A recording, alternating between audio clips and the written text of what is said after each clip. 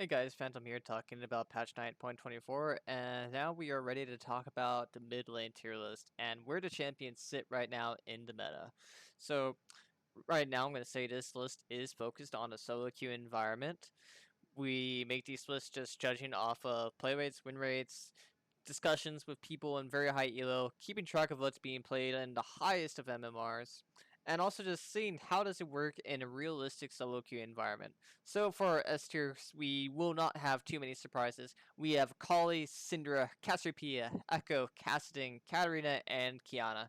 So anyone who has been following League of Legends as of late knows these champions are exploding hard in the win rates, and each one for their own unique reasons. But it just comes down to that these champions, they kill you and they kill you quickly.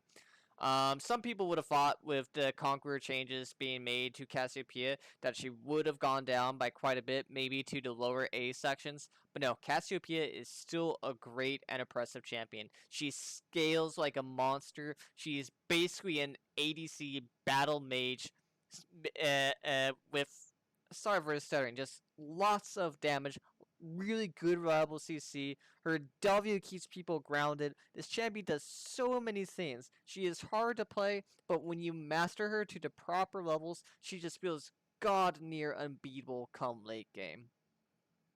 Kassadin, he did receive some nerfs to his Q and his W, but in all honesty, those nerfs don't even matter because when you go into lower elos, most people are not going to be able to properly take advantage of a Q. The mana, it does hurt a bit, but it's not the end of the world. You don't play this champion for the early game, even in high elo. You're not playing this champion to win lane phase. Most of the time, when you pick this champion, you accept you're going to lose lane phase. But if you can just survive till 30 minutes, you automatically win the game because this champion's scaling. So when it comes to survivability, when it comes to damage, when it just comes to all the things he is capable of doing come late game, he is a near unstoppable force. And so that's why those nerfs just really don't matter at all. If you don't want this champion to be this 1v9 force, then you gotta look at attacking this late game because no matter how hard you hit his early game, people don't care about his early game. When you pick Kassadin, you are accepting early game is going to suck. You're playing him because he's this late game 1v9 god. Katarina, this champion is just honestly just a solo queue goddess. Like if you go to pro play, she's a lot like Shaco. When I make these tier lists, um, when you go to solo queue to pro play tier lists, not too much changes. Like you'll see some resemblances. Some people get buffed a little bit, some people get nerfed a little bit. But Katarina is a very extreme example, just like Shaco. When you make a pro play tier list, she is gonna drop all the way down to F. But when you just make a pure solo queue, all her weaknesses are gone. She doesn't get CC'd by smarter players. You're able to allow your teammate to die, so you can play this greedy cleanup janitor playstyle. And a lot of times, people like fighting in the mid lane, even in high elo, so you can still get those solo queues that allow you to snowball. People don't check wards, so she's able to game bot lane over and over again and just get fed off a bot lane. And then if you let this champion have a lead, just through the nature of how she does damage, through her resets, this champion just takes over games by herself when she gets a lead.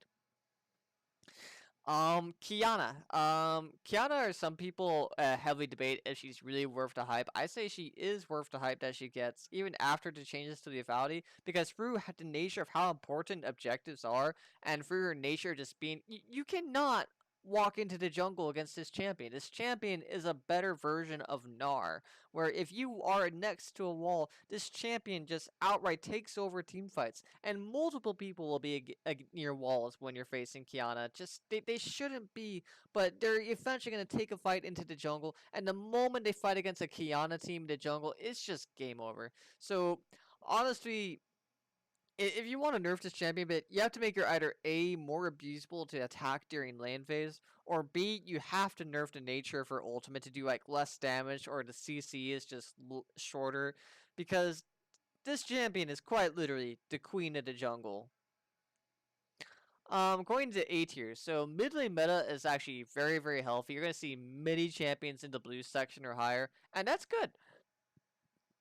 If there's anything that surprises people, I think maybe they get surprised by Diana. And we'll talk about Diana. So Diana got buffed a bit. So from the way they reworked her R and her E, Now when she's level 6, she does more damage with her full combo.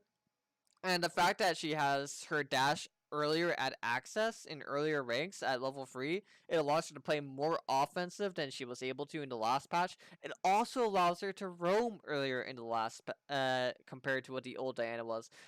New Diana, if she feels like it, can just go bot lane or the river and join in on the fight. The old Diana had a hard time doing that. This Diana does a lot of damage. She's able to roam earlier. She's able to fight earlier in the mid lane. And it's just overall, once she's level 6, with her new ultimate, it's just overall better. So she has higher impact. I compared her to Malphite in another video, and I'll say it again. She feels like a better version of AP Malphite. Anything else that might surprise people on this list, I don't think would be too crazy. With the fact that they nerfed Conqueror on mages, it really hurts Aurelion Sol by quite a lot. He goes from one of the best mid laners to one of the lower mid laners. Irelia might surprise people that I don't place her higher, but it just goes down to that when you are talking about mid lane in particular, her lane phase is just so abusable. But I keep her in the B plus section. Maybe I'll put her in the A minus in another video.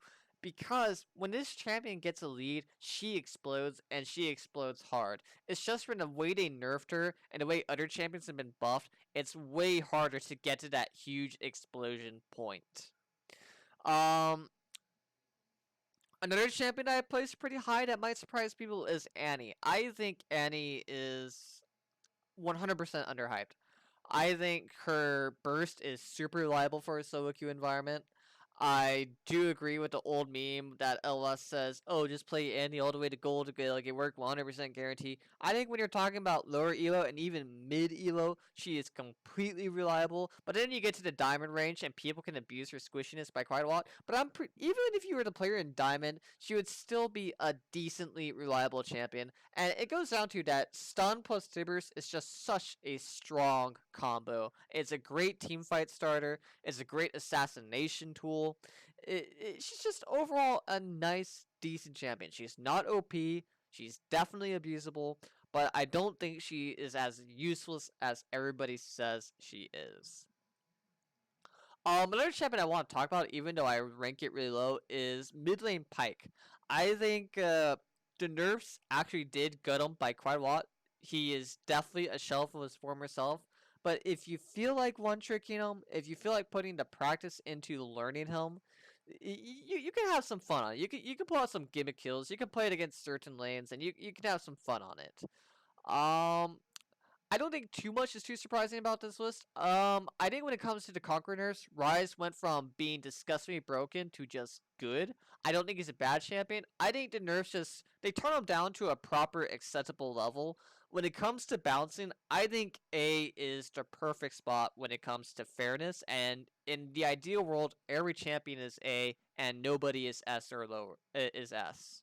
I think these nerfs make him fair. I think when it comes to late game, he is definitely a very powerful threat, but I do not think he is the most disgusting creature in the world anymore since the nerfs of Conqueror.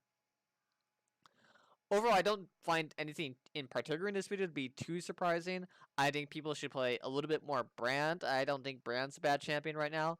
I think Neeko is definitely underhyped. I think Neeko is way better than people give her credit for. Azir is actually a really decent champion. I think the big problem with Azir is that he has such a high skill cap, and not many people know how to pull him off during the lane phase or how to use him efficiently when it comes to roams. But I think if you were to master Azir, he's definitely a decent champion. Tristana might surprise people for people who haven't been keeping up. Tristana is a great mid laner who can abuse almost anybody lower than her, and probably half the people in A tier. Maybe I should have just placed her outright in A tier. Who knows? But she's reliable at killing towers. She's a great mid lane ADC, very reliable at doing what she wants to do. Um, Overall, this is my mid lane tier list video. I wish everybody a great day, and if you guys have any questions about mid lane, what's good, what's not good, feel free to ask me. I feel there's no particular strategy that is the most effective to use in mid lane. I think assassins are equally good. Mages are equally good. It's just like mid lane meta is very healthy right now, and if you have a playstyle, feel free to go with it. Just do it smartly. Have a good day, everybody.